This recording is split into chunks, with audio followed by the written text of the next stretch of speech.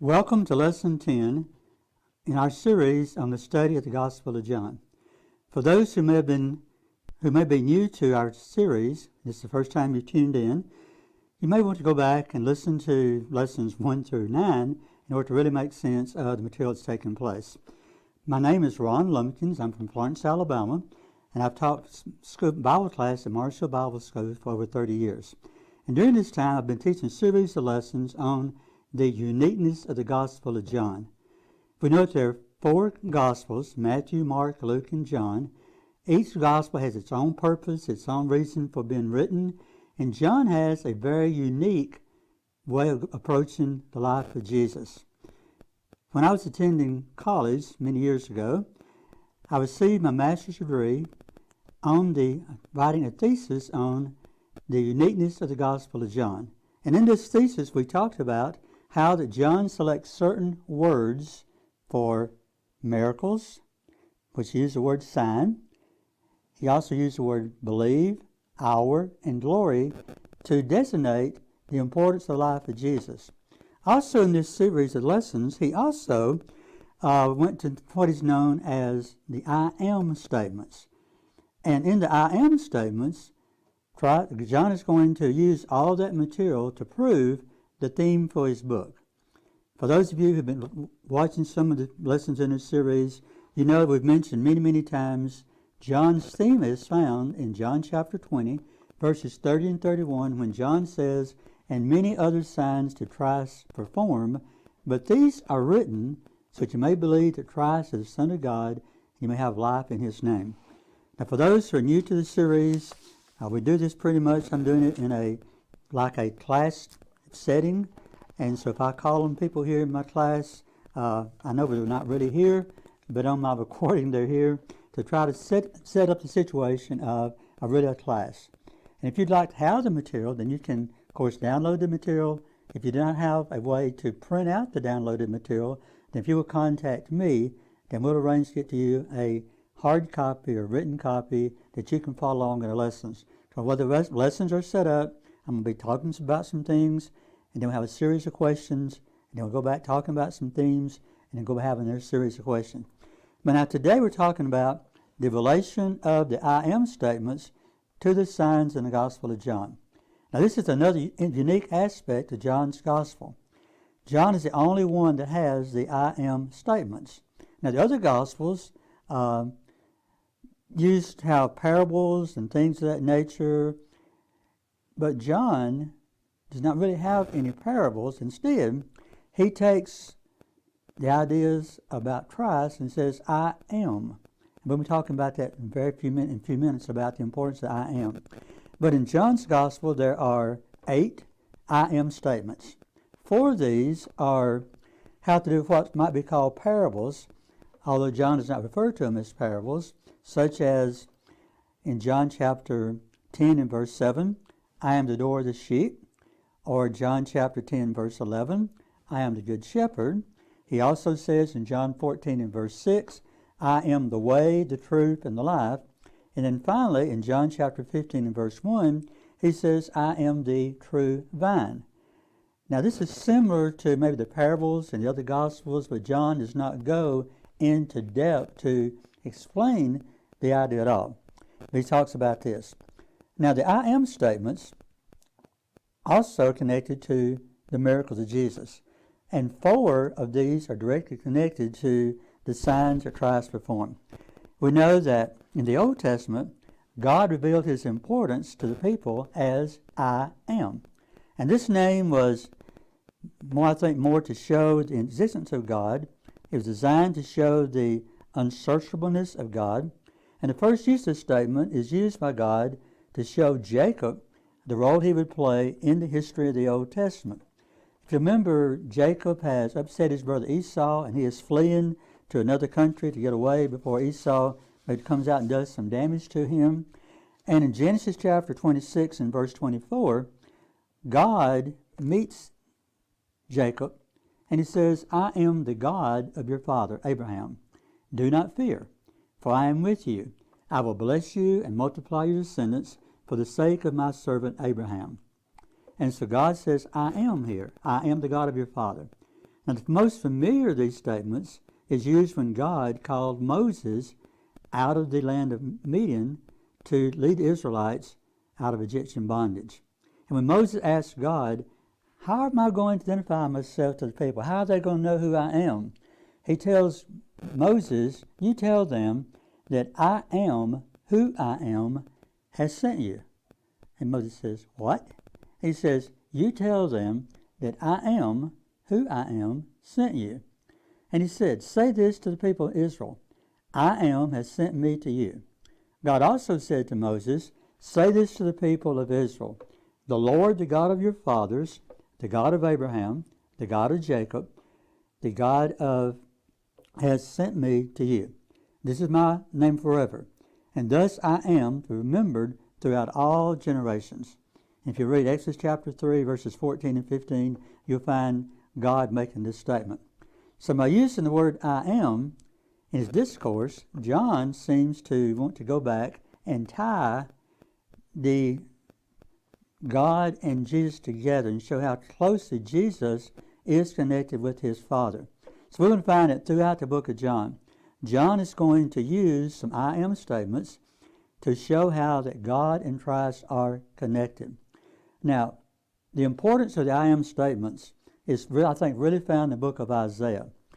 In Isaiah chapters 40 through 45, of course we're not going to take the time to read all of those chapters, but in the book, God uses I am several times to identify himself, and Christ is going to take the same idea. Now, in the vast majority of the Old Testament statements, I am establish the identity of God as the Father. In Isaiah chapter 43, verses 10 through 13, Isaiah says the theme is this, you are my witness, declares the Lord, and my servant whom I have chosen, that you may know and believe me and understand that I am he. Before me no God was formed, nor shall there be any after me. I am the Lord, and beside me there is no Savior. I declared and saved and proclaimed, when there is no strange God among you, and you are my witnesses, declares the Lord. I am your God. Also henceforth I am he. There is none who can deliver from my hand. I work, and who can turn it back. So now when Jesus, in the book of John, uses the I am statements, he's connecting himself very closely to God. He echoes the same things that God is saying in the book of Isaiah when he says, he and the Father are one. We're part of the deity, and we are one. So now John, he chooses the signs to record in his gospel, which seems to illustrate this the most, and to establish the identity of Christ as being equal to the Father, which goes along with the theme of this book, which we talked about earlier. Now the first two signs, the turning of water into wine in John chapter 2, and the healing of the nobleman's son in John chapter 4, do not have a discourse connected to them concerning the I am. But various statements have been made to explain why this is true. There is no evidence from the Bible as to why Christ did not attach discourse to these miracles. They do, however, introduce the theme of glory, hour, and believe, and these three words are very closely connected with the I am statements of Jesus, which all is summed up in, we said, John chapter 20, that Christ is the Son of God, and that through him we shall have eternal life. Now there are four signs in John's Gospel which have long discourses related to them. And the first two, the healing of the lame man in John chapter 5, which we talked about earlier, and the feeding of the 5,000 in John chapter 6, the discourse is related after the performance of the sign. In other words, Christ performs the sign, and then he gives the discourse on the I am statement. In the others, the I am statement is going to come first, and then he illustrates it by the sign he performs. Now, hope you've been paying attention, because now it's question time. I told you back earlier that I love to ask questions. And when I was teaching class, I was always asking my students questions to make sure that they were paying attention. Now, the only way that I, as a teacher, can tell if you're really listening is if you can answer these questions. hopefully you got a pencil and you can write the answers to these. If you don't have a pencil, you can just kind of go with us. And we're going to go over these questions so what you know now about the I am statements, okay? Question number 1. It says, name 2 ways Jesus uses I am statements in the Gospel of John. And one is to show that he is God in the sense of the parables. I am the light of the world. I am the true vine. I am the good shepherd. Those statements. And the other is to make a discourse along with the I am statement. Okay, number 2. Paying attention, I hope. Slow down so you can write this down. It says, list the 4 times that Christ uses the I am statements in relation to a parable in the Gospel of John. And I just named those to you. And when he talks about, I am the good shepherd, I am the door, I am the vine. This is when he's talking about the I am statements there related to what we might call a parable. Now, number 3 says, why does God refer to himself in the Old Testament as I am? And you go back to Exodus chapter 3, when he talks to Moses, he says, I am who I am. In other words, I am the supreme being. There's no other God anywhere near me. You know, at that time, the Egyptians had a God for almost everything you could think of. And God says, I am. I existed before man even thought about any fake gods or any false gods. I was from the very beginning. Number 4 says, whom does God first reveal himself as the I am? Now, we talked about that a few minutes ago in Genesis chapter 26. Now, who is fleeing? Right. When Jacob is fleeing from Esau, God meets him and says, I am the God of Abraham. I am the God of Jacob. So, I'm the God of Isaac, and I'm the God of Jacob, okay? So, he knows how to do this, all right? Okay, question number 6. Why does Jesus use this name to refer to himself? Well, in chapter 5, verses 1 through 9, we find that as he talks about the healing of the lame man, he's going to talk about the closeness between him and God. He and God, the Father, become one. And Christ uses the signs and these related discourses to show this, okay? All right, question number 7. It says, which book in the Old Testament is similar to the book of John and uses the name I am in reference to God? Yes, back in the back. That's right, the book of Isaiah, okay? The book of Isaiah uses the term I am several times. Okay, question number 8. It says, why does Isaiah use this name for God? In Isaiah 43 and verse 10, he says, I use this because God is above all others. He says, the Lord and my servant, whom I have chosen, that you may know and believe me and understand that I am He. Before me no God was formed, nor shall there be any after me. I am the Lord, and beside me there is no Savior. Okay? Question number 9, sorry. What type of signs or miracles does John seem to choose to include in his gospel? And it's going to be those signs that he can use to illustrate that Christ and the Father are one. One in purpose and one in things they're trying to do. And we'll be talking about that in a few minutes as we go over each one of the signs has an I am statement connected to it. All right. Question number 10 says, which signs do not contain a discourse on the identity of Jesus? And that's going to be the turn of water into wine and the healing of the man's son. Okay. Number 11 says, how are these 2 signs related to the signs which are associated with the discourse? Well, they talk about the hour, the glory, and the importance of belief, and those 3 words are all tied into the other I am statements. So even though there's not an I am statement connected to them, they're very closely in the words that John chooses to show how the life of Christ develops and his closeness to God. Okay, question number 12 says, how does the way John relates to discourses and healing of the lame man and feeding of the 5,000 differ from the healing of the blind man and the raising of Lazarus? When the healing of the blind man, or the lame man, and the feeding of the 5,000, God or Christ performs the miracle, and then he gives the discourse. On the other two, the healing of the blind man and the raising of Lazarus, he talks about him being the I am, and then he performs the signs, okay? So I hope you understand that. All right, the first of these now, the healing of the lame man and the working discourse. Now, the healing of the lame man by the pool of Bethesda is the first sign recorded by John, which has the discourse directly related to it. Now, the transition from the performance of the healing to discourse is made by the revelation that the healing took place on the Sabbath day.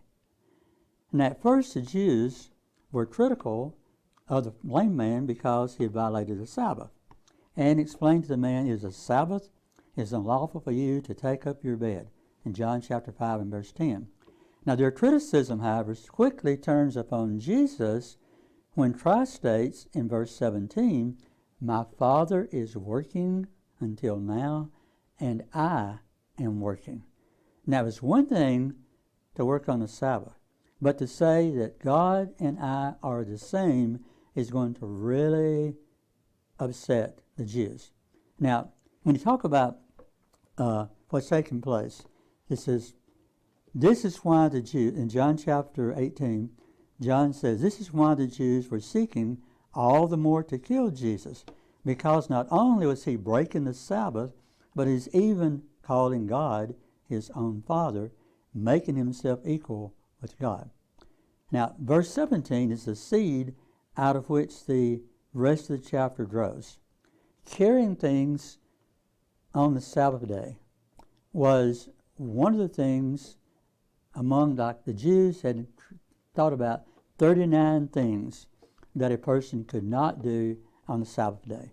And one of those things was to not carry anything. And Sabbath breaking was something that was very important to the Jews. But even more so than the Sabbath breaking, which this man was doing, even more so was the fact that Jesus justifies his work, justifies his healing, justifies telling a man to take up his bed and walk, because Christ says God worked on the Sabbath, and so can I. Now, for the Jews, the right to work on the Sabbath was a privilege limited only to God, and no one was equal to God, and no one had the right to work on the Sabbath except for God. Now, they did have their exceptions, and Christ pointed this out. For example, if their ox fell in the ditch, they could go get the ox out of the ditch. Now, it's a violation. They're working. But think about it. The oxen was worth money. That's how they made their livelihood. And so they allowed the people to break the Sabbath that way. And some of you may have also heard of what's known as the Sabbath day's journey. They could only travel so far on the Sabbath day, and they learned how to get that around that too. They decided that your tent would be your place of residence. So if they really wanted to, say, go from Jerusalem to Galilee, and they needed to go on the Sabbath day, that was too far for them to walk. They're only supposed to go so far from the house on the Sabbath day. But they would take their tent, they would travel the desired distance they could travel, stop, put their tent up, sit down, drink something, eat a little bit of food, establish their residence there, and then move on. Christ said that's ridiculous. But that's what the Jews are doing, okay? Now, in claiming to work on the Sabbath day, Christ was claiming a divine prerogative that was only reserved for God. And the Jews immediately saw this, as you see in verse 18, when Christ says, God and I are equal. And that was a terrible thing in the minds of the Jews, that the fact that Christ would say he and God were equal. Now, the reply of Jesus may be divided into three sections. Christ is listening to them, and they're upset. And he says, let me tell you about this. Christ has the ability to give life and to judge, because he and the Father are one. This man was lame. Christ could give the ability to walk to this man, okay? He'd already, back in John chapter 4, given the ability to live to the man's son. But they didn't pick up on that at that time. But we're going to notice as Christ goes through the material in John chapter 5, he's going to tell us why he could raise someone from the dead, as well as, in this case, tell this man he can be healed and walk away.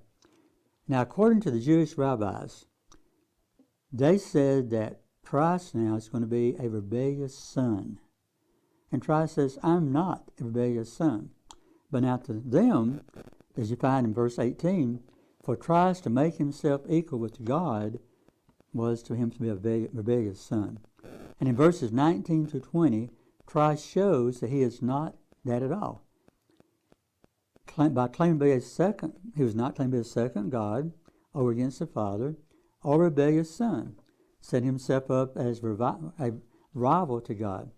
But it's due to the Father's love for the Son, in verse 20, and the Son's perfect obedience, verse 19, that the interaction between the Father and Son can be said to be complete and perfect. So now as Christ is making these statements, the people are getting more and more and more upset. They forgot about the fact this man was working by taking his bed up and walking. Now they're zeroing in on the fact that Christ is saying, God and I are one. And they're not going to accept that at all. And John's going to point this out. Now in John chapter 10 and verse 30, Christ states, I and the Father are one. And it's because this interaction between the Father and Son that Christ can make such claims. In verse 20, Christ begins to expound on the nature of the works he has seen the Father do, and which he is imitating. Now, according to the Tanith, Taanith, that's one of the books written by the Jewish rabbis, they had decided that there were three things that God could do on the Sabbath. These were what they call the three keys of the Holy God. Holy One, blessed he be, has retained in his own hands and are not entrusted to the hands of any messenger, namely, the key of rain, the key of childbirth, and the key of the revival of the dead. Now to them he said, these are things that God can do on the Sabbath day. God can allow it to rain. Childbirth is going to exist, and the dead. People are going to die. You think about it. The way God set things in in motion, the Jews couldn't prevent these things from happening. They might could prevent a man from carrying his bed. They might could tell someone you could not eat certain foods on the Sabbath day, but they could not stop it from raining. They could not stop childbirth, and they could not stop people from dying on the Sabbath day. So they said these are things that only God can do. Now, Jesus mentions the first of these works in verse 21, when he states, for as the Father raises the dead and gives them life, so also the Son gives life to whom he will. Now this explains why Christ is able to give life to nobleman's son. He says the Father has this power, and I have the power also. This verse also makes the connection between the healing of the lame man and the order to sin no more in verse 14 clear to understand. In verse 14, Christ says, sin no more. Well, Christ has the power to say this. Since Christ has the power to grant life to those who are in the realm of the dead, which is sin, he also has the authority to say, sin no more. Because the only threat to the life that Christ grants a person is sin. And when sin is conquered, death has no more hold on man. And our time is out for today. We've tried to keep all of our sessions to a 25-minute time limit. We're not going to have time to finish our material in this lesson. If you'll be sure and check out lesson number 11, you can see the follow-up on the material today. Thank you for listening, and we'll talk to you later on.